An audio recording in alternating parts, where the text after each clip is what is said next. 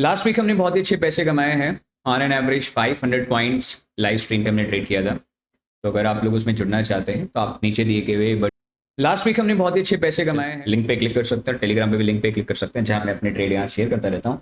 जैसे लेता हूँ वैसे वहाँ पिन कर देता हूँ, राइट। उसी तरीके से हमने निफ्टी के अंदर में काफ़ी शानदार ट्रेडिंग करी और एक अच्छा खासा पैसा बनाने की उम्मीद रखी। सबसे पहले हम बात कर लेते हैं इंडियन मार्केट को। फ्राइडे को बेसिकली आप जानते हैं क्या हुआ, और अब मंडे के लिए हम क्या करने वाले हैं हम वो बात करेंगे, ठीक है। सबसे पहले हम मार्केट के स्नैपशॉट की बात कर लीजिए। मार्केट ने 8 तारीख को करा क्या? देखिए 8 तारीख को मार्केट बेसिकली 232 पॉइंट गिरा। सेंसेक्स आपका 764 पॉइंट गिरा और बेसिकली 6 वीक से लगातार हम गिरते ही जा रहे हैं। ये पहली बार हुआ है, वो भी 2020 के बाद में। अदरवाइज हम हर बार गिरे हैं पर इतना गंदा कभी नहीं गिरे। अगर आप वीकली कैंडल्स की तरफ देखेंगे तो वीकली कैंडल्स पे आप देख पाएंगे ऑन एन एवरेज हम 6 हफ्तों से सिर्फ गिर रहे हैं। और इतनी अच्छी चीज़ है कि हम लास्ट हर एक हफ्ते के अंदर जो क्लोजिंग है वो हम पिछले वीक के अंदर ही नहीं, बाहर जाके क्लोज भी कर रहे हैं। तो मतलब ये एक तरीके से इंपॉर्टेंट चीज़ है, बिकॉज हमने आज तक ऐसा कभी नहीं किया। लास्ट टाइम भी मार्केट सिर्फ 4 बार गिरने के बाद एक हॉल्ट दिया फिर गिरा। उससे पहले कभी भी ऐसा नहीं देखने को मिला एक्सेप्ट लॉकडाउन से पहले, जो कि उन्होंने डेट शेयर की। फिर हम बात करें मार्केट का क्या सबसे बड़ा कारण है मार्केट के गिरने का। सबसे बड़ा जो कारण है मार्केट गिरने का वो यूएसए की टैरिफ है। यूएसए ने अपने टैरिफ 25% लगाने की जगह 50% लगा दी, जिसकी वजह से इंडियन मार्केट में इम्पैक्ट हो सकता है। मैं यहाँ जो भी बात कर रहा हूँ वो एक मार्केट में दिखती हुई चीज बता रहा हूँ, फिर हम टेक्निकल एनालिसिस करेंगे कि नेक्स्ट वीक करना क्या, ठीक है। एफआई ने कंटिन्यू अपने चीजों को बेचा और डीआई लगातार उसी बेचने वाली चीजों को खरीद रहा है। बाय ऑन डिप वाली बात है, ठीक है। और सेक्टर भी हर एक तरीके से आपको अधिक तरीके से सारे सेक्टर 1 से 2% गिरते हुए दिखाई।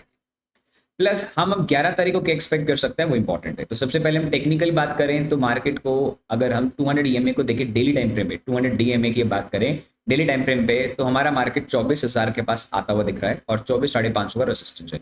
अभी जब हमें टेक्निकल बात करेंगे तो इधर चीज चेकआउट कर पाएंगे क्या है क्या है। और जो स्टॉक रिकमेंडेशन दिया जाता है बेसिकली पर्टिकुलर पर्सन की तरफ से वो ये है, ठीक है। ये जो आर्टिकल है वो मैंने बेसिकली उठाया है मिंट से, सो दैट इसका लिंक मैं डिस्क्रिप्शन बॉक्स में डाल दूंगा, तो आपको भी मिल जाएगा, जिसमें आपको एक छोटा सा क्रक्स मिल जाएगा कि 8 तारीख को क्या हुआ था और 11 तारीख को क्या होने वाला। ये समरी टेबल है जो भी मैंने आपको बताई वो सारी चीज़। तो देखिए ये तो चीज़ें थी बेसिकली हमारे डेटा के अकॉर्डिंग। अब हम बात करते हैं टेक्निकल के अकॉर्डिंग जो हमें ज़्यादातर यूज़ करना है।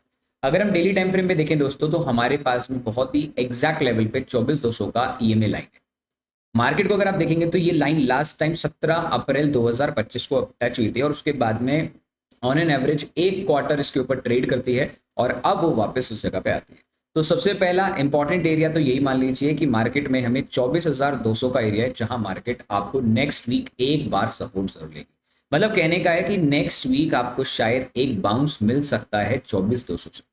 बाकी अगर आप यहाँ तक वीडियो देख रहे हैं तो क्लियरिटी में बता दूं कि टेलीग्राम और व्हाट्सएप ग्रुप ज्वाइन कर लेना, सो दैट जब इस बाउंस से रिएक्शन मिलेगा तो हम एक लॉन्ग का बढ़िया ट्रेड ले पाएंगे। बाकी चलिए आगे बढ़ते हैं। अगर हम बात करें बहुत ही इंटरेस्टिंग तरीके से, तो इंटरेस्टिंग तरीका यही है कि मार्केट ने फाइनली, आई रिपीट, हम एक बार आर्ली कैंडल पे चलते हैं थोड़ा समझने के लिए अच्छे तरीके से। हम अगर थोड़ा सा गौर दिखाएं हमारे सपोर्ट रेसिस्टेंस वाले पार्ट पे, तो मार्केट ने यहाँ पहले कई बार मींस 1 से 1.5 महीना कंसोलिडेशन दिया। मई पूरा, जून पूरा, और जून के सेकेंड हाफ की अगर बात करें, सेकेंड हाफ के कुछ दिनों के बाद में मार्केट ने ब्रेकआउट किया। मार्केट अगेन वहां आया, वापस आया, देखेंगे दोस्तों मार्केट अगेन वापस आया। मार्केट ने सपोर्ट लेने की कोशिश करी, कई बार रिटेस्ट लिया और फाइनली मार्केट डंप। अब ये जो डंप है वो कहां तक हो सकता है वो आपको जानने की जरूरत है। सबसे पहले अगर मैं बात करूं तो मार्केट में हमारे पास में ये गैप पेंडिंग है ट्रेड है जो कि 24,000 के आसपास है। पर मैं आपको एक बात बोलता हूं, उससे पहले हमें एक बहुत शानदार और छोटा सा सपोर्ट दिख रहा है, जो कि हमें एक तरीके से ये दर्शाता है कि हमारे पास एक और तरीका है मार्केट को सर्वाइव करने का फॉर द लॉन्गर पीरियड। अगर आप यहाँ क्लियरली देखेंगे तो हमारे पास यहाँ एक जबरदस्त resistance, then support, then support, then support, then support है। मानना मेरा ये है कि अगर डेली टाइम फ्रेम में हम इधर आते हैं और क्लोजिंग देते हैं तो हमें एक जंप मिल सकता है फॉर द नेक्स्ट वीक, क्योंकि 6 हफ्ते से गिर रहे हैं, इस सप्ताह शायद हमें एक पॉज मिल सकता है। पॉज का मतलब है कि मार्केट गिरेगा या नहीं गिरेगा वो टाइम बताएगा, बट हाँ हमें लगभग इस जगह पे एक बाउंस मिल सकता है। लाइक एक बाउंस मतलब एक पुल बैक की उम्मीद हमें लग सकती है 24,500 तक, सो दैट हम वापस गिर सके। नंबर 1 ये चीज आपको क्लियर होगी कि मार्केट में क्या हो सकता है। अब मैं आपको आता हूं सबसे जो मेरा खुद का एनालिसिस है। यहाँ मैं एक इलेट वेव थ्योरी को यूज करूंगा, जिस थ्योरी के अंदर में आप तरीके से समझ पाए। देखिए इलेट वेव थ्योरी, आप एक बार इसको रीड आउट करने से पहले, जैसे मैंने लास्ट वीडियो में भी कहा था कि मैं हर एक वीडियो में आपको एक पैटर्न दूंगा, तो इस पैटर्न के माध्यम से समझने का प्रयास कीजिएगा। इलेट वेव थ्योरी के अंदर में हम एबीसीडी पैटर्न का यूज करेंगे। कैसे एबीसीडी पैटर्न यूज होता है? मार्केट यहाँ से गिरेगा, फिर उठेगा, फिर गिरेगा, फिर उठेगा एंड फिर गिरेगा।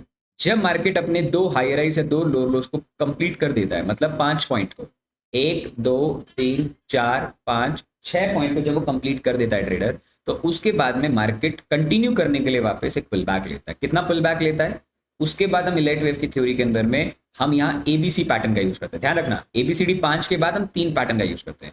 अब अगर आप इलाइट वेव थ्योरी समझना चाहते हैं, इसके लिए मैं रफली एक अच्छे से स्ट्रक्चर वीडियो बना सकता हूँ। अगर आपको पसंद हो तो कमेंट सेक्शन में जरूर बताइएगा। तो चलिए ना देखिए, अब ये डी से लेकर के ई के बीच में ही मार्केट क्या करता है? ए, फिर नीचे गिरेगा B and then C. It's a kind of pull back trader. इसको हम पुल बैक की श्रेणी में डालते हैं। ठीक है, इसको मैं थोड़ा सा स्टाइल में जाके वेव बना देता हूँ।